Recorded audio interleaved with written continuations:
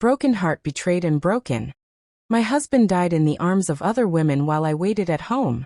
I still remember that night like a knife in my chest. My phone rang past midnight. My hands shook when I picked it. The voice on the other end was cold but clear. "Madam, your husband is gone. He died in a hotel room with 2 women by his side." I froze. My heart cracked into 1,000 pieces. My husband, the man I cooked for, prayed for, and loved for more than 30 years, had taken his last breath, not in my arms, not in our bed, but in the arms of other women. I screamed so loud the neighbors knocked on my door. I fell to the floor, my breath gone, my tears drowning me. My world had ended in one single call. But that night was only the beginning. What happened afterward was worse than death itself. Cliffhanger, pause here. Now let me take you back to the beginning of my story. My name is Margaret. I am 68 years old, speaking to you right here from Atlanta, Georgia. I may be old, but my heart still remembers everything clearly. Before I continue, I want you to do me a little favor. Kindly subscribe, like this story, and don't forget to click the notification button so you won't miss the next part. And please tell me from which part of the country you are watching this story. I really want to know where my family of listeners are.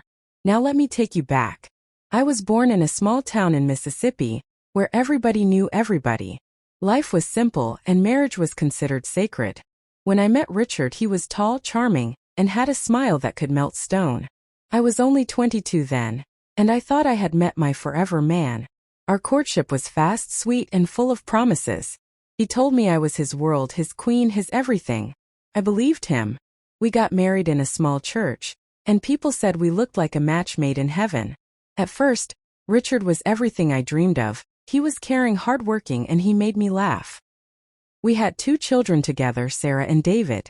We built a life, bought a home, and I thought we were happy. But happiness sometimes hides a snake in the grass. I first noticed something was wrong when Richard started staying late at work. He used to rush home for dinner, but suddenly he had meetings, business trips, and traffic delays. First, I trusted him. After all, trust is the foundation of marriage. But slowly things began to change. He stopped looking at me the way he used to. He didn't touch me as often, didn't laugh with me as much. He would snap at me for small things like salt in the soup or noise in the house.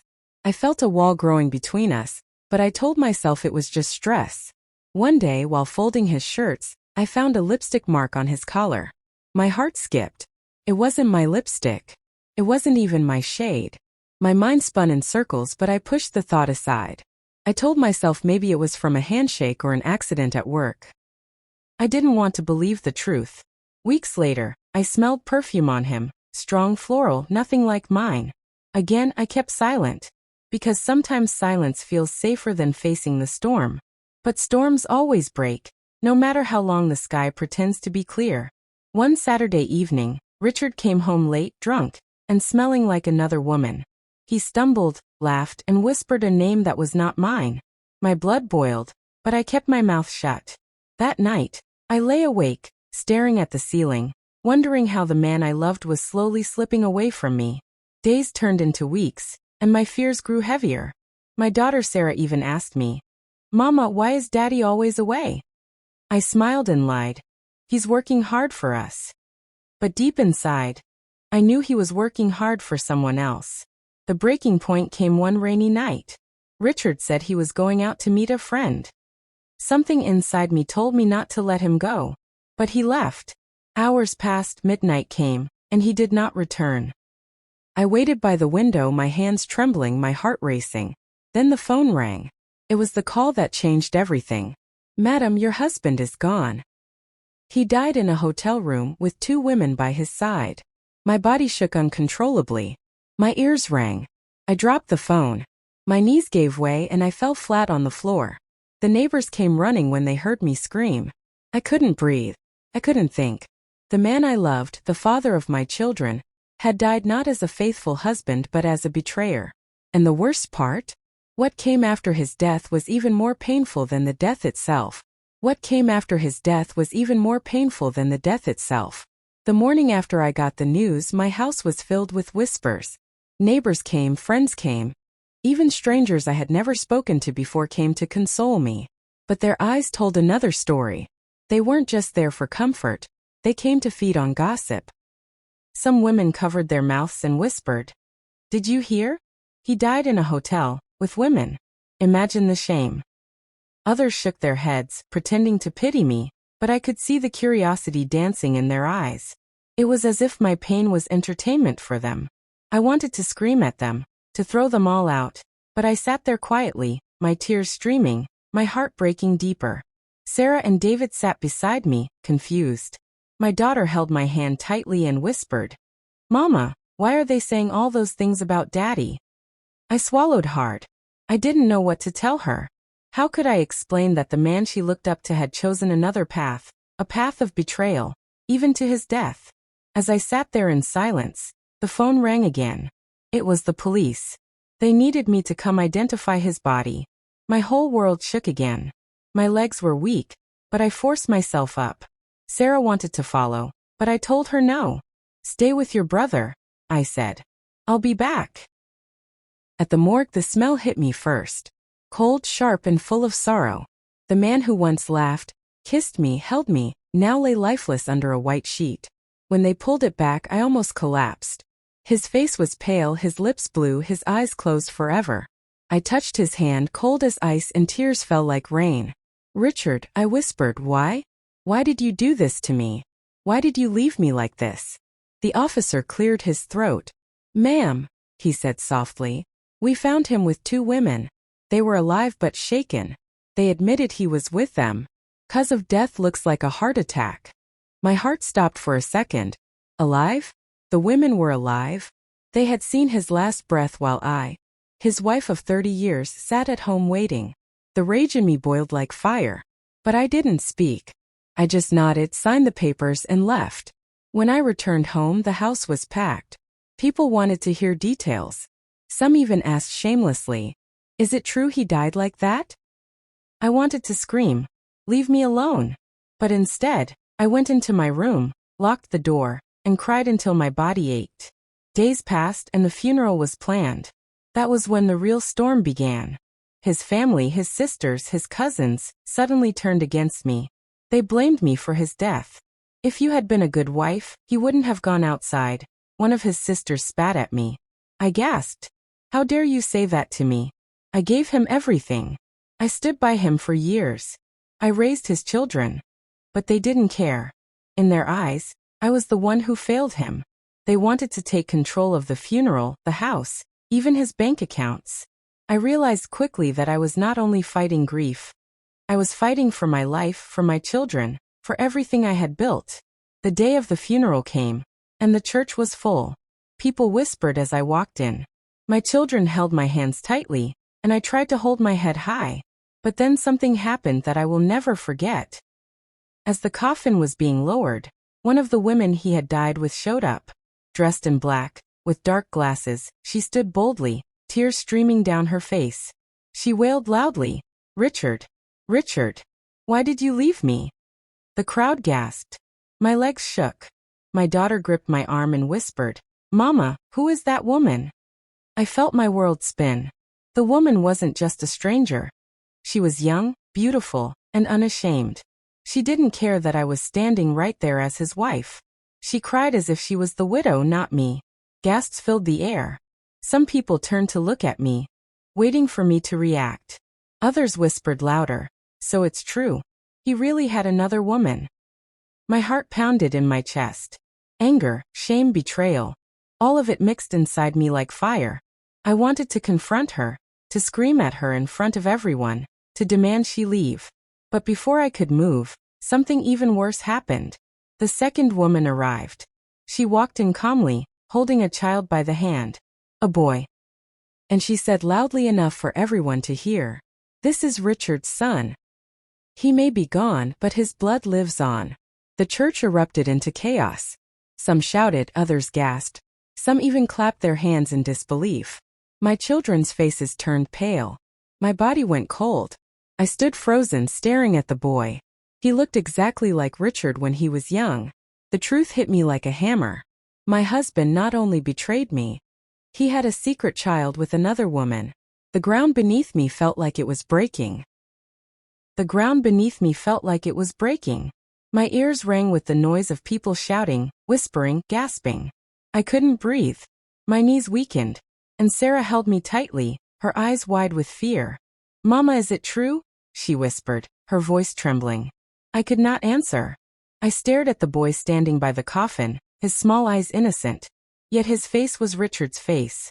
My Richard. My husband. My betrayer. The second woman, bold and unashamed, held the boy's hand tighter. "Yes," she shouted over the noise. "This is Richard's son. He took care of us. He loved us too. He promised us a future." My heart exploded inside me. 30 years of marriage, 30 years of loyalty, 30 years of sacrifice. And here was another family claiming his love. The crowd erupted. Some sided with me, shouting, "This is Margaret's day, his wife's day." Others whispered in shock, "So he had another child?" My God. The pastor tried to calm everyone, but the damage was done. My humiliation was complete. I stood frozen, tears burning my cheeks, as my husband's double life stood revealed in front of my children, my neighbors, my entire community. Suddenly, anger overpowered my grief. I stepped forward, my voice shaking but loud enough to silence the room. "You dare come here," I pointed at the second woman, "on the day of my husband's burial to throw shame at me? After everything I gave him, after everything I suffered." She did not flinch. Instead, she raised her chin proudly. "I came because my son deserves to be recognized. He is Richard's blood. Whether you like it or not, you cannot erase him." Her words cut like a blade. My hands trembled, but before I could respond, the first woman, the younger one in dark glasses, screamed and rushed toward the coffin. She threw herself over it, wailing, "Richard, you loved me. You told me you'd never leave me." The church fell silent. Everyone stared, waiting for me to explode, to attack, to faint. But I didn't. I stood there, my chest heavy, my soul bleeding, and I whispered only to myself, "God, give me strength." The burial ended in chaos. People left with more gossip than sympathy. My children avoided my eyes, broken by the truth about their father. I went home feeling empty, like a hollow shell. But the battle was just beginning. The next morning, Richard's family came to my house. His eldest sister, a woman who never liked me, slammed her bag on my table and said, "Margaret, you need to understand.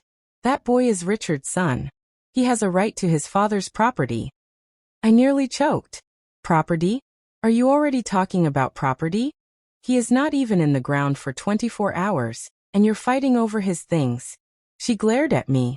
"Don't act surprised. We all know Richard. That child is his. We cannot ignore him." My chest tightened. "So what about my children? Sarah and David? Are they suddenly nothing?" "Of course not," she said coldly. "But they will have to share. You must accept it. That boy will get his portion." Tears filled my eyes. Not only had I lost my husband in the worst way possible, but now my children's future was at stake. I felt betrayed again, this time by the very people who should have stood with me. That night, I sat in my room, staring at the ceiling. Memories of Richard flooded my mind. The good days, the laughter, the promises he made to me at the altar. All lies. He had lived a double life, and I had been blind. I whispered to myself, "Margaret, you must be strong. If you fall, your children will fall. You cannot let them destroy everything you built." But just when I thought things couldn't get worse, another storm hit. 2 days later, I received a letter from a lawyer. My hands shook as I opened it. Inside, it was written in black and white. Richard had left a will. At first, I thought good. Maybe he thought of us. Maybe he left something for Sarah and David. But when I read further, my body went numb. Half of his estate, our house, his savings, even his business, was left to the boy. The boy from the other woman. I dropped the paper, my breath shallow. My tears fell on the words, blurring them, but I had seen enough. My husband, even in death, had chosen to betray me. I screamed, a scream so loud that Sarah rushed into the room. "Mama! What happened?" I handed her the letter with shaking hands. She read it, and her face turned pale. She sat beside me, silent for a long time. Then she whispered, "Mama, Daddy really didn't love us, did he?" Her words broke me. I hugged her tightly, both of us crying together. No, my child. Don't say that. He loved you, he just... My voice cracked. The truth was too heavy. I couldn't finish. That night I didn't sleep. I kept replaying everything in my head. The signs I ignored, the lies I believed, the silence I chose. I had been a faithful wife, but he had been unfaithful to the very end. By morning I had made a decision. I would fight. I would not let strangers take away what belonged to my children. I didn't care if Richard's blood ran in that boy. I was the wife, the one who stood by him when no one else did. But just as I was preparing to meet the lawyer and challenge the will, something happened that shook me to my core. A knock came at the door. When I opened it, there stood the boy, the secret child, holding a letter in his tiny hands. He looked up at me with innocent eyes and said softly, "Are you my other mama?" My heart stopped. I froze at the door. The boy stood there, no more than 7 years old, his tiny hands clutching a folded letter. His voice was soft, innocent, but it stabbed my heart like a knife. "Are you my other mama?" he asked again. My lips trembled. I didn't know whether to scream or to pull him into my arms. His face was Richard's face. His eyes, his smile, even the way his hair curled at the forehead. My blood boiled with anger, but my soul cracked with pity. "Who sent you here?" I asked, my voice sharp. He looked down at his shoes. "My mama. She said I should give you this." He stretched out the letter with his small hand. I hesitated, then snatched it from him. My fingers shook as I unfolded the paper. The handwriting was delicate but bold. "Margaret, I know you hate me. I know you will never forgive me. But please do not hate my son. He is innocent.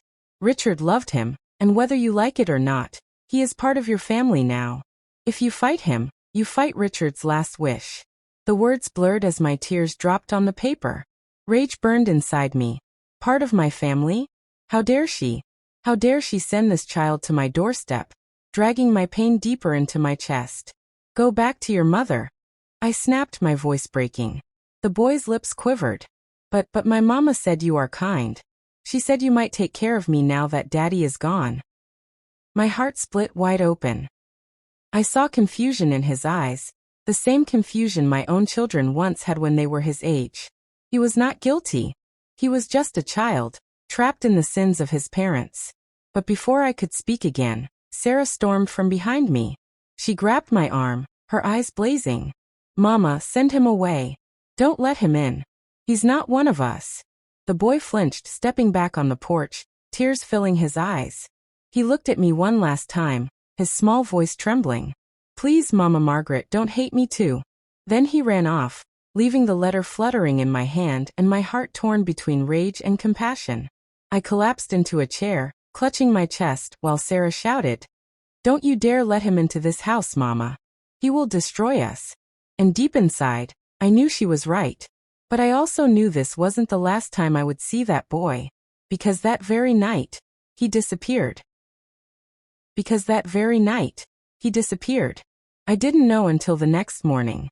The sun had barely risen when my phone rang again. This time it wasn't the police, or a neighbor, or a lawyer. It was the voice of the second woman, the boy's mother. Her voice cracked like glass. "Margaret, my son is missing." I froze. My chest tightened. "What do you mean missing?" "He left last night and didn't come back." I searched everywhere. I went to his school, his friend's house, even to my sister's. Nothing. Then one of the neighbors said he came to your house yesterday. Please, did he stay with you?" My throat dried. I gripped the phone tightly. "Yes, he came, but I sent him back." Silence. Then a sharp intake of breath on the other end. "You sent him back? At night?" Her words stabbed at me. My heart pounded as guilt flooded my chest. I had told the boy to go back. I hadn't thought about the darkness, the danger, the fact that he was only a child. "I didn't know," I whispered. The woman's voice rose in panic. "You should have kept him. You are the wife. He is your husband's son too. Now my child is gone, maybe kidnapped, maybe dead, and it is your fault." Her words sliced through me like knives. My hands trembled so badly I almost dropped the phone. My fault.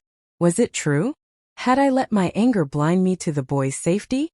Before I could respond, she hung up. I stood in my living room, the house eerily quiet. Sarah and David were still asleep. But my mind was racing. What if something happened to the boy? What if his small body was lying somewhere cold, alone like Richard's had been? I tried to shake the thought away, but it clung to me like a curse. Later that morning, the police came knocking. They asked questions, wrote things down in notebooks, looked around as if I had hidden the child somewhere. Their eyes were sharp, suspicious. One officer, tall with a stern face, leaned toward me. "Mrs. Margaret, are you sure you don't know where the boy is?" "Witnesses said he came here last night." My heart skipped. "Yes, but he left." "I swear he left." The officer studied me for a long moment. "We'll be watching, ma'am. If you remember anything, call us immediately." When they left, Sarah stormed into my room, her face red with anger. "Mama, this is not our problem. That boy is not our family. Don't you dare go looking for him." "But Sarah." "No, Mama. Don't you see? If you start caring for him, they will use it against us. His mother will drag us into court. They'll say we accepted him. They'll take everything Daddy left. Is that what you want? For us to lose our home?" Her words cut deep because she was right. But another voice in my head whispered, "He's still a child. He's still innocent." That night I couldn't sleep. Every creak of the house sounded like the boy's footsteps. Every whisper of the wind sounded like his little voice calling me, "Mama Margaret." By morning, the guilt was unbearable. Against Sarah's warning, I went out to search. I walked the streets, asking vendors, beggars, even the taxi men if they had seen a boy with curly hair and sad eyes. Most shook their heads. Some said no. A few pointed me in random directions. Hours passed and my legs ached. My throat was dry. My heart felt heavy. Then, as I was about to give up, an old woman who sold vegetables by the roadside grabbed my arm. "I saw him," she whispered. "The boy. He was crying, walking toward the old train station." My heart leapt. I thanked her and hurried down the dusty road to the abandoned train yard. The place was quiet, broken, filled with rust and shadows. My steps echoed as I walked between old carriages. "Hello," called softly. "Boy? Are you here?" Silence. Then faintly I heard it. "Asobi."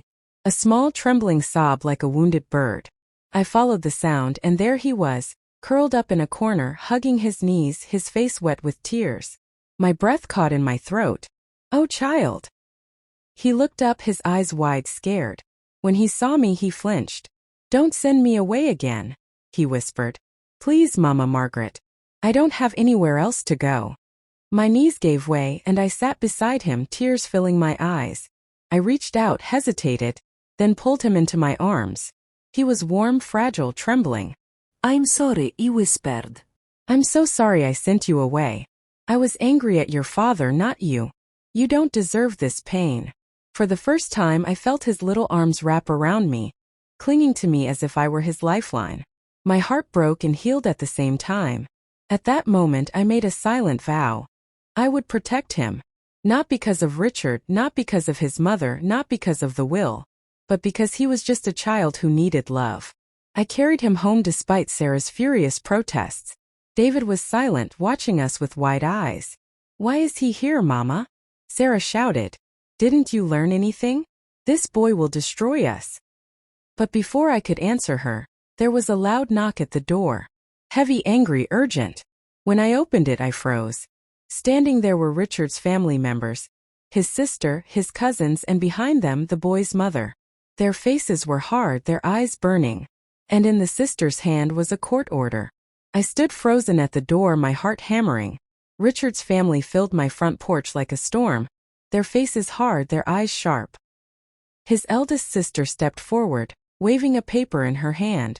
"Margaret," she said coldly, "this is a court order. You cannot keep that boy hidden. He belongs to Richard's bloodline, and by law, he has a right to everything." Behind her, the boy's mother stood, her face pale but determined. She pointed at me and shouted, "You tried to send my son away. If anything had happened to him, I would have held you responsible. Now the law will decide what happens next." My stomach twisted. Sarah rushed forward, her voice sharp. "This is our home. You have no right to come here with your nonsense. Take your paper and leave. The sister sneered. Watch your tongue, little girl. This house was Richard's. And by law, it does not belong to you alone anymore. The court will make sure that boy gets his share. The boy clung to me trembling. His small hands dug into my dress, and I could feel his heart racing. I held him tighter, torn between fear and anger. Do you people have no shame? I finally said, my voice shaking but firm. Richard is barely in the ground, and you're already fighting like vultures. He betrayed me, yes. He hurt me, yes. But I will not let you destroy my children's lives on top of it all. They murmured among themselves, their eyes narrowing. The sister leaned closer, lowering her voice. You don't understand, Margaret. This is bigger than you. If you fight us, you'll lose everything. You will be left with nothing. Her words struck like thunder. Nothing. Could I really lose my house, my savings, even my children's inheritance? My knees weakened, but I stood tall. Then let the court decide, I said, forcing strength into my voice. But hear me well. This boy is innocent, and if you think I'll let you use him like a weapon, you are mistaken. He will not suffer for his father's sins. The boy's mother gasped, her eyes softening for the first time. For a moment, she looked almost guilty. But Richard's sister hissed and shoved the paper into my hand. Fine. We'll see you in court. They turned and left, their footsteps heavy, their voices still arguing as they disappeared down the street. I closed the door and leaned against it, my hands shaking, the paper crumpled in my grip. Sarah shouted. Mama, don't tell me you're going to fight for that boy. We'll lose everything. I didn't answer. My heart was heavy, my mind torn. Because deep down, I knew the battle had only just begun. And battles like this never end without blood. The paper in my hand felt heavier than stone. My eyes scanned the bold words at the top. Court summons. Richard's family had truly done it. They wanted to drag me to court, tear apart my life, and split everything I had built with my husband. Sarah paced the living room like a lion trapped in a cage. Mama, you cannot fight this. We'll lose. Don't you see? They have proof. That boy looks exactly like Daddy. And now they have the will. We're finished. David, quieter than usual, sat in the corner. His eyes were red from crying, but his voice was calm. Sarah, stop. Mama doesn't need more pressure. Then he turned to me. What are we going to do, Mama? I sat down slowly, the boy still clinging to me. His tiny fingers clutched my sleeve like I was his only anchor in the storm. I brushed his hair back, my heart torn. I don't know, I whispered. But I won't let anyone destroy this family. Not while I still have breath in me. The next days were like walking through fire. Whispers filled the neighborhood. Some people pitied me, others laughed behind my back. Imagine, her husband left her for other women, and even fathered a child. Now she'll lose everything. Their words stabbed like knives, but I kept my head up. When the court day came, the courthouse was packed. It felt like the whole town had come to watch my humiliation. Richard's family sat proudly on one side, with lawyers in sharp suits. The boy's mother sat there too, her eyes avoiding mine. And on my side it was just me, Sarah, David, and a lawyer I could barely afford. The judge entered, and the room fell silent. My heart raced as the proceedings began. The lawyer for Richard's family spoke first, his voice smooth like oil. Your Honor, this is simple. The deceased, Richard, left behind a will. In it, he clearly states that half of his estate is for his son, this boy. We are only here to ensure his wishes are respected. He gestured toward the boy, who sat nervously on a bench. His small legs dangled, his eyes wide. He looked at me once, as if begging me not to be angry at him. My chest tightened. Then my lawyer stood. He was nervous but firm. Your Honor, yes, a will exists. But this boy was hidden. My client Margaret was married to Richard for more than 30 years. She built everything with him. She raised 2 children with him. Now in death she should not be stripped of her dignity, her home, her livelihood, because of a betrayal she never agreed to. Murmurs filled the courtroom. Some nodded in agreement, others shook their heads. The judge raised his hand for silence. The questioning began. They asked the boy's mother about her relationship with Richard. She admitted they had been together for years secretly. She even showed photos Photos of Richard smiling, holding the boy, celebrating birthdays. My stomach churned with rage and sorrow. When it was my turn to speak, I stood, my hands trembling. I looked straight at the judge. Your Honor, I won't lie. Richard betrayed me. He broke his vows. But I will not take that out on the child. He is innocent. My fight is not with him, it is with the people who are using him. I only ask, please do not leave me and my children with nothing. We already lost a father. Don't make us lose our home too. Silence filled the courtroom. For a moment I thought I saw sympathy in the judge's eyes. But then Richard's sister stood, her voice like poison. She's lying, Your Honor. She doesn't care about the boy. She already tried to send him away in the night. Ask the boy himself. He will tell you. Gasps filled the room. My heart pounded. No, they wouldn't. The judge looked at the boy. Come here, son. The little one shuffled forward, nervous, clutching his shirt. The judge knelt slightly. Did Margaret ever tell you to leave her house? The boy's lips trembled. His eyes darted between me and his mother. Tears welled up. Finally he whispered, Yes, she told me to go back. But she came for me later. She found me when I was lost. She hugged me. She said she was sorry. The courtroom erupted in whispers. The judge raised his hand again for silence, but my knees nearly gave out. Relief and shame mixed in me like oil and water. The hearing dragged on for hours. Arguments, documents, accusations. By the time the judge banged his gavel, I was drained, empty. The court will need more time to decide, he announced. But for now, the boy is to remain in Margaret's care until a final ruling is made. The courtroom buzzed. I froze. Me? His guardian? Sarah gasped beside me. Mama, no. This will ruin us. But the boy's small hand reached for mine, and I felt his grip, tight, desperate, like a child afraid of the dark. I swallowed hard. My fate was sealed. We returned home with the boy that evening. Sarah locked herself in her room, furious. David stayed quiet, but I could see confusion in his eyes. And me? I sat at the kitchen table, staring at the walls, wondering how my life had turned into this circus. Just when I thought things couldn't get worse, a knock came at the door. I opened it to find a stranger, a tall man in a black suit, his face stern, his eyes sharp. Are you Margaret? He asked. Yes, I said cautiously. He handed me an envelope.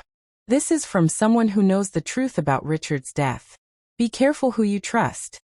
Before I could ask a question, he turned and disappeared into the night. I stood frozen, the envelope burning in my hands. What truth? What more could there be about Richard's death? The envelope in my hand felt heavier than gold. My fingers trembled as I tore it open. Inside was a single sheet of paper, folded neatly, and a small photograph. My eyes widened as I read the words written in bold, uneven handwriting. Richard did not die the way they told you. The women he was with that night know more than they admit. Look closer. You are being deceived. My heart skipped a beat. I unfolded the photograph and nearly dropped it. There was Richard, lying on a bed, his chest bare, his face pale. Around him were not two women as the story had gone, but three. And one of them, half hidden in the corner of the picture, was someone I recognized instantly. I gasped, covering my mouth. It was no stranger. It was one of Richard's cousins. Suddenly, the room felt cold. The paper shook in my hands as questions swirled through my mind. Why would his own cousin be there? Was she part of it? Did his family already know the truth and cover it up? David walked into the room just then and saw me trembling. Mama, what is it? I quickly folded the paper. Nothing, my son. Just nothing. But my voice betrayed me. He frowned. You're hiding something. Before I could answer, Sarah stormed out of her room, her voice sharp. Mama, that boy is crying again. Why is he even here? This is not his house. She glared at the little one sitting quietly in the corner, hugging a pillow. Enough, Sarah. I snapped louder than I intended. He stays. At least for now. That's what the judge ordered. Her eyes widened at my outburst, but she said nothing more. She stormed past me and slammed the door again. I sat down slowly, holding the envelope close to my chest. My mind was burning with thoughts. Someone out there knew the truth. Someone was watching me. waiting for me to uncover secrets that Richard's family desperately wanted to bury. But why now? Why me? That night I couldn't sleep. Every time I closed my eyes, the photograph flashed before me. Richard's lifeless body, the three women, and his cousin's face peeking from the shadows. Suddenly I heard a sound outside. A faint rustle near the window. I froze, holding my breath. Carefully, I crept to the curtain and pulled it aside. A shadow moved quickly across the yard, disappearing into the darkness. My heart pounded. Someone was watching the house. I gripped the envelope tighter. Whatever secrets this paper carried, they were dangerous. And now I wasn't just fighting for my home. I was fighting for the truth. But the question remained. Was I ready to hear what really happened the night Richard died? Sleep never came to me that night. I sat in the dark, clutching the envelope as if it were a shield. Every creak in the house, every rustle outside made me jump. My children slept fitfully, but my eyes refused to close. The photograph of Richard surrounded by women, with his cousin among them, kept replaying in my mind like a haunting movie. By morning, I looked in the mirror and barely recognized myself. My eyes were red, my face pale, my spirit heavy. Still, I forced a smile for the children as they ate their breakfast. The boy, quiet as always, sat at the table with his spoon untouched. "Eat, child," I said softly. He looked up at me with big, sad eyes. "Are they going to take me away, Mama?" His voice was barely a whisper. I froze. He had called me Mama. The word pierced my heart. I reached across the table and touched his little hand. "No one is taking you anywhere. Not while I'm here." Sarah scoffed and pushed her plate away. "You're lying to him, Mama. We're losing everything, and you're still pretending." She stormed off again, leaving silence behind her. David placed his hand gently over mine. "Mama, she's just hurt. Don't mind her." I nodded, though inside I was breaking apart. Later that day, I took the envelope out again. I needed answers. That photograph, it couldn't be fake. And the note, someone risked themselves to send it to me. I couldn't ignore it. So I made a decision. I would visit Richard's cousin, the one I had seen in the photo.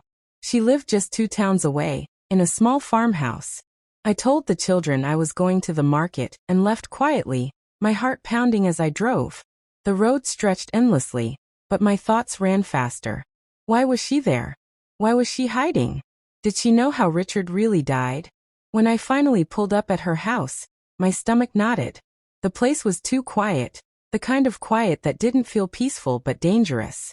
I knocked on the door. No answer. I knocked again, harder. Finally, the door creaked open just an inch. There she stood. Her hair messy, her eyes bloodshot, her face pale. "Margaret," she whispered, her voice shaking. "Yes," I said firmly. "We need to talk."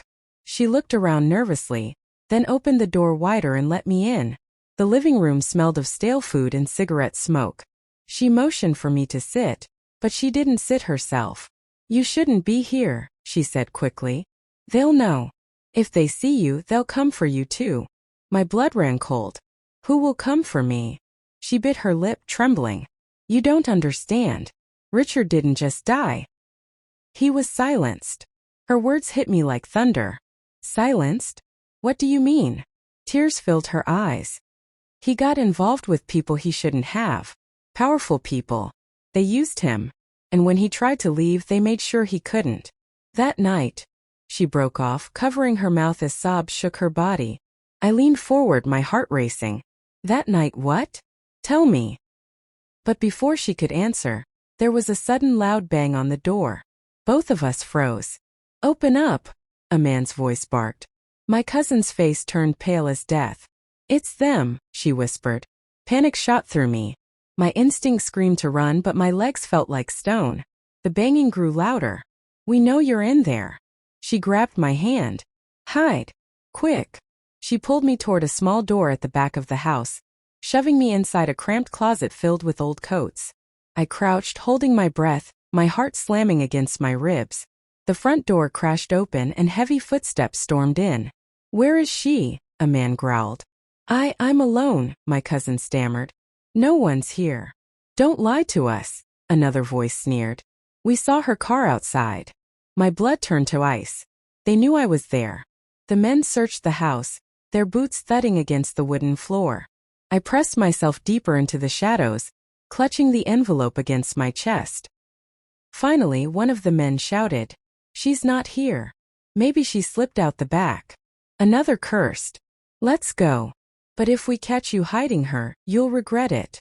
Their footsteps retreated, the door slammed shut, and silence returned.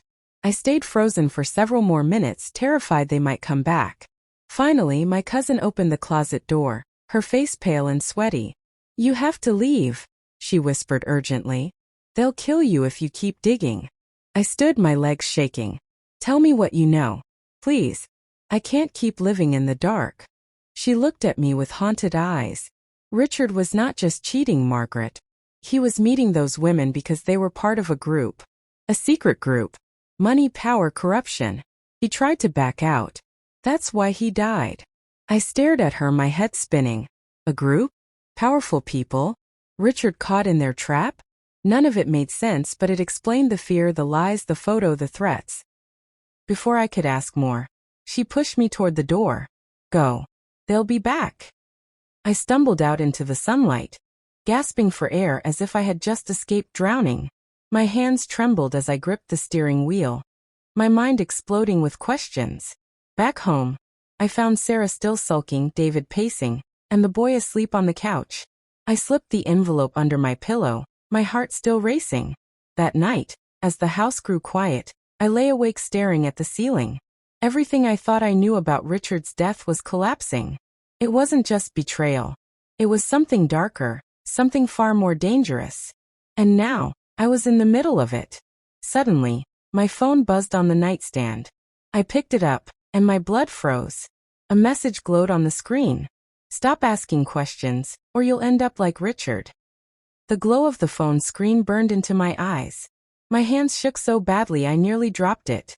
"Stop asking questions, or you'll end up like Richard." For a long moment, I couldn't breathe. My chest tightened as though an invisible hand was squeezing the life out of me. My first instinct was to delete the message, pretend it never came, but something inside me whispered, "No. This is proof. This is the truth clawing its way out." Still, fear gripped me. Who sent it? Were they watching me even now? I jumped up and rushed to the window, peering into the darkness outside. The street was empty, but I couldn't shake the feeling that eyes were on me. Suddenly, a soft voice broke the silence. "Mama." I turned. It was the boy, standing in the doorway of my room, rubbing his eyes sleepily. "Why are you awake?" he asked. I forced a shaky smile. "Go back to bed, sweetheart. Everything is fine." But he tilted his head, watching me carefully. "You're scared," he said simply. His innocence cut through me. He was right, I was terrified. But I couldn't let him see that. I tucked him back into bed, kissed his forehead, and whispered, "Don't worry. I'll protect you." Yet deep inside, I wondered if I even had the strength to protect myself. The next morning, Sarah noticed my pale face. "What's wrong with you now?" she asked, irritation dripping from her tone. I almost told her about the message, about the danger we were all in, but I stopped myself. She was already angry with me. She wouldn't believe me. And if she did, she might panic. And that could put us all in even more danger. So I kept the secret. Instead, I called David aside and whispered, "If anything strange happens, if I don't come home one day, take care of your sister and the boy. Promise me." His eyes widened. "Mama, don't talk like that. What's going on?" I shook my head, forcing a weak smile. "Nothing. Just promise me." He hesitated, then nodded slowly. All day my thoughts swirled. The photograph. The cousin's confession. The men breaking into her house. The threatening message. Piece by piece, the puzzle was forming, though the picture it revealed was darker than I wanted to believe. But one thing was clear. Richard's death was not just about betrayal or lust. It was about secrets, secrets dangerous enough to kill for. That night, as I tucked the boy into bed, he grabbed my hand tightly. "Don't leave me, Mama," he whispered. Tears stung my eyes. "I'm not going anywhere," I whispered back, though my heart pounded with fear. But even as I said the words, I knew danger was closing in on us faster than I could prepare for. And soon it would strike. The next 2 days felt like walking on broken glass. Every knock at the door made my heart race. Every ring of the phone sent a chill down my spine. I tried to keep life normal for the children. Cooking, cleaning, pretending nothing was wrong. But deep down, I knew the storm was building. On the third night, it finally came. It was late. The boy was asleep on the couch, his tiny chest rising and falling softly. David was in his room studying, and Sarah, still angry with me, had her headphones on, blasting music loud enough for the whole neighborhood to hear. I sat at the kitchen table with the envelope spread out before me again, studying the photograph under the dim light. I traced Richard's face with my finger. He looked so lifeless, so fragile. My husband. My betrayer. My love. My enemy. A sudden noise outside made me freeze. It was faint at first, like footsteps crunching against gravel. I held my breath. Then came the unmistakable sound of voices, low and urgent, moving closer to the house. My blood turned to ice. Slowly, I stood, crept to the window, and peeked through the curtain. Shadows moved in the yard. 3 men, dressed in dark clothing, circled the house like wolves. Panic surged through me. I ran to David's room and burst in. "Turn off the light now," I hissed.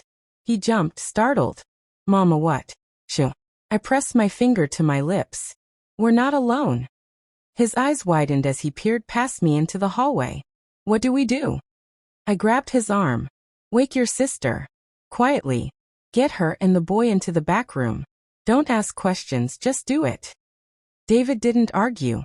He slipped past me and went to Sarah's room. I hurried back to the kitchen, my hands trembling so badly I could barely lock the doors. My heart pounded so loud I thought it would give us away. Then bang.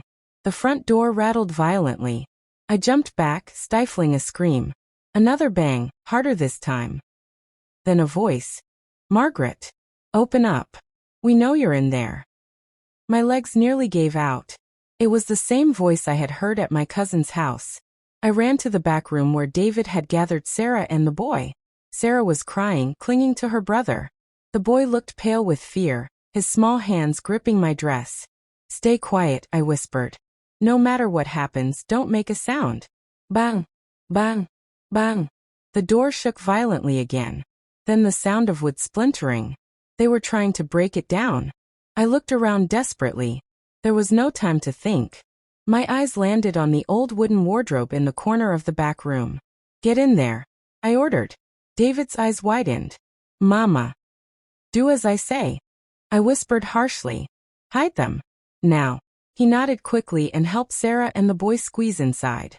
I pulled the door shut, leaving only a tiny crack so they could breathe. My heart broke hearing Sarah's muffled sobs. The banging stopped suddenly. Silence. Then glass shattered in the living room. They were inside. Heavy footsteps echoed across the floor. My breath caught. I pressed myself against the wall, holding my hands over my mouth. "Search everywhere," one man barked. I heard drawers opening, furniture being shoved, things breaking. My home was being torn apart piece by piece. Finally, the footsteps came closer toward the back room. I backed away slowly, my hands trembling, my whole body shaking. My mind screamed for me to fight, to run, but my legs felt frozen. The doorknob rattled. I held my breath. Then slam. The door burst open and a tall figure stepped inside. His face was hidden under a black hood, but his eyes glowed with menace. "There you are," he sneered. I froze, my back against the wall. "What do you want from me?" My voice trembled. He stepped closer, his boots heavy on the floor. "You should have listened. We warned you to stop digging." I shook my head, trying to be brave even though terror consumed me. "I don't know anything. I don't care about Richard's mistakes. Just leave us alone." He smirked. Too late for that. Behind him, another man appeared, holding something shiny in his hand. My stomach twisted when I realized it was a knife. Suddenly the wardrobe creaked. A tiny sound, but enough. The men turned their heads toward it. "No," I whispered, my heart leaping into my throat. The boy, terrified, had moved inside the wardrobe. The door cracked open just slightly. The first man sneered. "So you've been hiding them?" He stepped toward the wardrobe, raising his hand. "No," I screamed, throwing myself in front of him. "Leave them out of this. It's me you want. The man grabbed my arm, his grip like iron. Then you'll do exactly what we say. He yanked me forward, but in that moment, David burst out of the wardrobe, swinging something heavy. A metal rod he must have grabbed from the floor. It struck the man's arm with a sickening thud. The man roared in pain, dropping me. The knife clattered to the floor. Run! I screamed at the children. Run! Chaos erupted. Sarah pulled the boy out of the wardrobe, and together they bolted for the back door. David tried to swing again, but the second man grabbed him and shoved him hard against the wall. I snatched the fallen knife, my hands shaking so badly I nearly dropped it. Let him go. I shouted, my voice breaking. The man holding David sneered. You don't scare me, woman. But just then, the sound of sirens wailed in the distance. Red and blue lights flashed faintly through the curtains. Someone must have called the police. The men cursed under their breath. We'll be back, the first one hissed. Then, like shadows, they vanished through the broken window, disappearing into the night. I dropped the knife, my body trembling uncontrollably. Sarah and the boy clung to me, sobbing, while David gasped for breath against the wall. The police stormed in moments later, but the men were already gone. I collapsed to my knees, tears streaming down my face. My home was destroyed, my children traumatized, and the danger wasn't over. For the first time I realized, this wasn't just about Richard anymore. This was about survival. And I wasn't sure how much longer we could survive. The flashing red and blue lights painted my living room in chaos. Shattered glass crunched under the boots of police officers as they searched every corner of the house. I sat on the couch, clutching the boy in my arms while Sarah leaned against me, her face pale. David sat with an ice pack pressed to his shoulder, glaring at the broken window as though sheer anger could bring the intruders back for a fight. One of the officers, a tall man with a gruff voice, crouched in front of me. Mrs. Margaret, can you tell us exactly what happened? I opened my mouth, but no words came. How could I explain men breaking into my home, hunting me like prey, because of secrets tied to my dead husband? Finally my voice cracked out, low and trembling. They came for me. They warned me before. They said if I kept asking questions about Richard, I'd end up like him. The officer's brow furrowed. Richard, the deceased? Your husband. I nodded slowly, clutching the boy tighter. Another officer, younger, entered holding a small evidence bag. Inside was the knife one of the men had dropped. We'll run, Prince, he said, but the older officer just shook his head. They'll wipe clean, he muttered grimly. Sarah suddenly exploded with anger. Why aren't you doing more? They nearly killed us. My mom's been threatened, my brother was attacked, and you're just writing things down? The older officer straightened, his expression unreadable. We'll assign patrols around the neighborhood, but listen carefully. These men aren't ordinary criminals. They're professionals. If they want you silenced, they'll try again. His words sent a shiver down my spine. Then what do we do? David demanded, standing despite his injury. Just sit here and wait for them to come back? The officer's eyes flickered toward me. No. You'll need to make a choice. Either stop asking questions about your husband's death, or find out the truth fast enough to put them behind bars.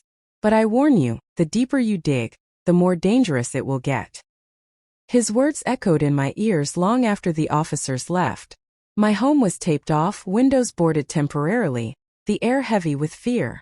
That night, as the children tried to sleep in one room together, I sat awake at the kitchen table staring at the envelope again.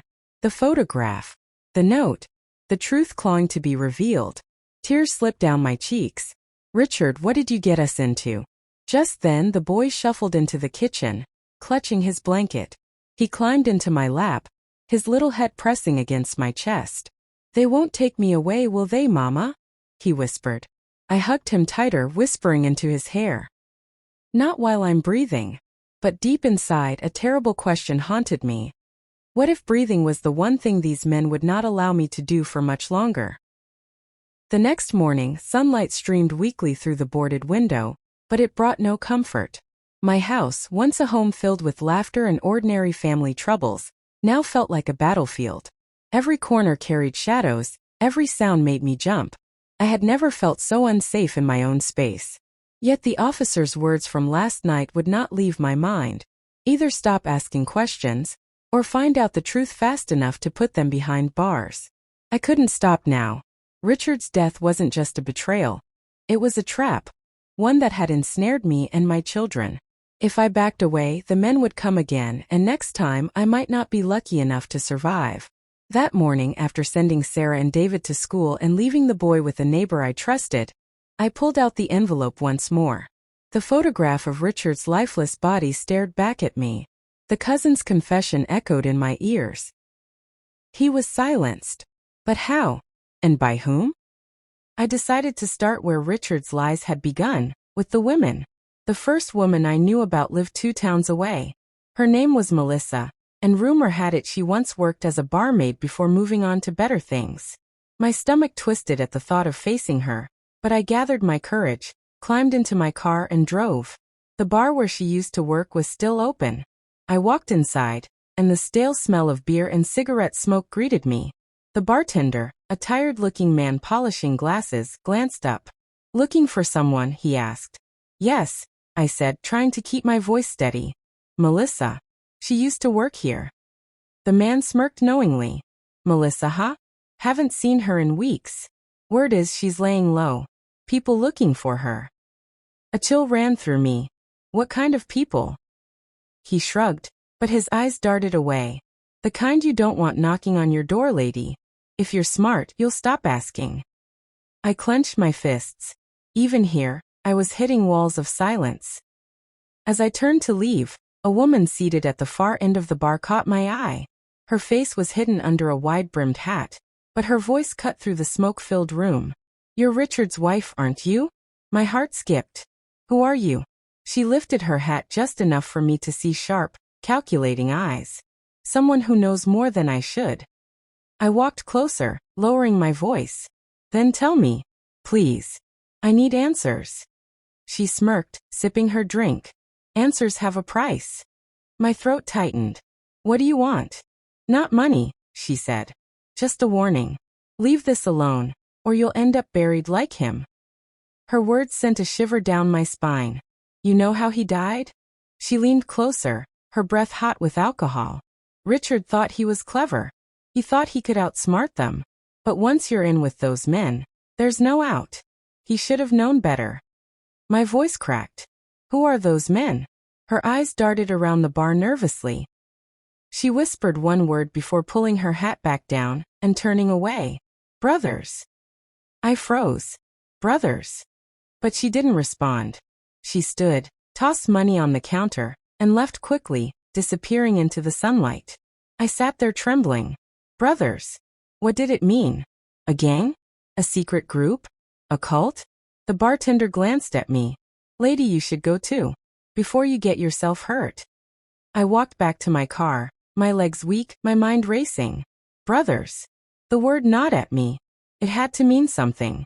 When I got home, Sarah was waiting, her arms crossed, her eyes cold. "Where were you?" she demanded. "I just went out," I said softly. "You're lying again," she snapped. "You've been sneaking around ever since Daddy died. You're hiding things from us. Don't you trust your own children?" Her words stung deep. "It's not about trust, Sarah. I'm trying to protect you." "Protect us," she scoffed. "By dragging us into danger? By keeping that boy here while strangers break into our house? You're going to get us all killed, Mama." Tears filled my eyes. "Sarah, please." "No," she shouted, her voice breaking. "You're not the only one who lost Daddy. We lost him too. And now we're losing you." She turned and ran into her room, slamming the door so hard the walls shook. I stood frozen, my heart in pieces. David entered quietly, his face troubled. "She doesn't mean it, Mama," he said softly. But I knew she did. That night I sat alone at the kitchen table again, tracing the word brothers over and over in my mind. Who were they? And why did everyone fear them so much? Suddenly, a soft knock echoed at the front door. My heart leapt into my throat. For a moment I considered ignoring it, but something compelled me forward. I opened the door just a crack, and there stood the same man in the black suit who had first given me the envelope. His expression was grave, his voice urgent. "You're in deeper than I thought." he said. They know you went to Melissa's bar. They're watching every move you make. If you want to survive, you need to understand. Richard wasn't the man you thought he was. He was one of them. One of the brothers. The floor beneath me seemed to vanish. No, I whispered, my knees buckling. You're lying. The man's eyes burned into mine. Am I? Look inside the envelope again. You haven't found everything yet. Before I could speak, he turned and walked away into the night, leaving me trembling at the doorway. I rushed to the table, pulled out the envelope, and dumped its contents onto the wood. The photo. The note. And then, something I hadn't noticed before. A second, smaller folded paper tucked in the lining. Hands shaking, I opened it. Inside were 3 names written in Richard's handwriting. 3 names I didn't recognize, followed by the same word at the bottom. Brothers. The room spun. My husband hadn't just been involved. He had been a part of them. And now, his secrets were threatening to swallow me whole. I sat frozen at the kitchen table, the small folded paper trembling between my fingers. Richard's handwriting stared back at me, mocking me from the grave. 3 names. 3 strangers to me. And at the bottom, in bold letters, the word that was quickly becoming my nightmare. Brothers. My chest felt tight, as though I couldn't pull air into my lungs. Richard wasn't just a victim. He wasn't just a cheating husband who had betrayed me with other women. He had been part of something dark, something powerful, and now that he was gone, his shadows were swallowing me alive.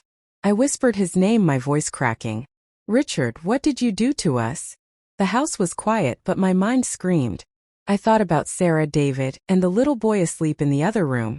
They were innocent, yet they were all in danger because of secrets I didn't even understand. I forced myself to focus. I read the 3 names again. Daniel Price, Jonathan Reeves, Michael Cole. 3 names. No addresses, no notes, nothing else. Just names. I pulled out my phone and typed them into the search bar, one by one. But the results were ordinary, too ordinary. A teacher. A businessman. A local politician. Each with polished photos and squeaky clean biographies. It was too perfect, too neat. It felt staged, as though someone had carefully built these lives to cover up the truth. I rubbed my temples. This doesn't make sense. Suddenly, a floorboard creaked behind me. My heart stopped. I turned quickly, and found Sarah standing there, her eyes red from crying, her arms wrapped tightly around herself. What are you doing, Mama? She asked softly. I quickly shoved the paper back into the envelope. Nothing you need to worry about, sweetheart. But she stepped closer, her chin trembling. Don't lie again. Please. I saw you. You've been different ever since Dad died. You're chasing something, and it's going to destroy you. Her words pierced my heart. I reached for her hand, but she pulled back. Sarah, listen to me, I said, my voice desperate. Your father wasn't who we thought he was. There are people, dangerous people, connected to him. They're after me now, but I swear, I'm only doing this to protect you and David. Tears slid down her cheeks. Protect us? Or protect yourself? Because it feels like you're obsessed with him, his lies, his death, and you're dragging us into his mess. Her words hit harder than a slap. I wanted to scream that she didn't understand, that she couldn't possibly know the weight I was carrying. But deep down, part of me feared she was right. Before I could respond, she turned and walked away, leaving me standing in the kitchen with my husband's secrets burning in my hands. The next day, I decided I couldn't stay passive any longer. The police were useless, the warnings were suffocating, and my children were slipping away from me. I had to face this head-on. I started with the first name on the list. Daniel Price. He was listed publicly as a businessman who owned several construction companies. I drove to one of his office buildings, my heart hammering the whole way. It was a sleek glass structure, far more modern than anything in our small town. Security guards stood by the entrance, their dark suits matching their cold expressions. I swallowed hard, clutching my bag. I wasn't sure what I would say if they let me in. Hello, I'm Richard's widow, and I'd like to know if you're part of a secret brotherhood that kills people. The thought almost made me laugh, except fear strangled the sound in my throat. I walked toward the entrance, but before I could reach the door, one of the guards stepped directly into my path. Can I help you, ma'am? His voice was polite, but his eyes were sharp. I just wanted to see Mr. Price, I stammered. The guard tilted his head, studying me. Do you have an appointment? No, but... Then I'm afraid you'll need to schedule one. He smiled, but it didn't reach his eyes. Mr. Price is a very busy man. I nodded quickly, retreating. My palms were sweaty, my heart racing. That had been a mistake. I could feel their eyes following me as I got into my car. I sat gripping the steering wheel, trembling. They know who I am. And I was right. Because as I drove away, a black SUV pulled out behind me. First, I told myself it was coincidence. But every turn I made, the SUV followed. Every time I slowed, it slowed. Panic clawed at my chest.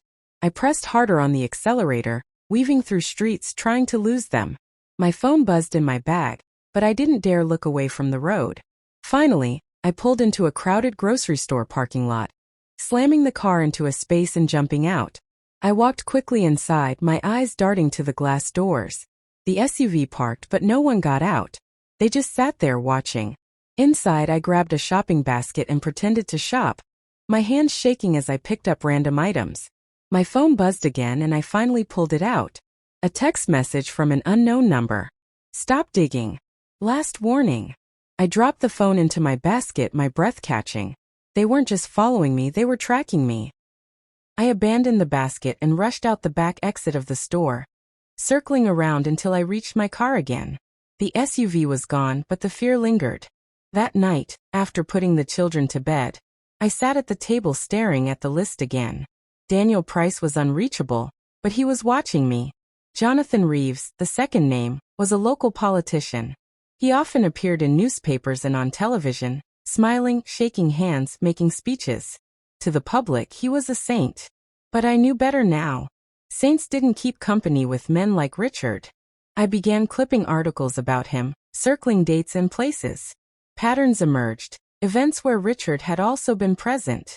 Fundraisers, business trips, late nights explained away as work. My stomach turned with every connection. The third name, Michael Cole, was harder to trace. But the little I found chilled me. He had no real public presence, no photographs, no interviews.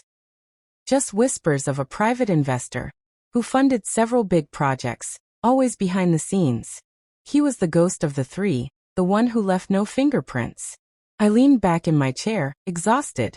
Each name was a door, but behind those doors were monsters. And Richard had been one of them.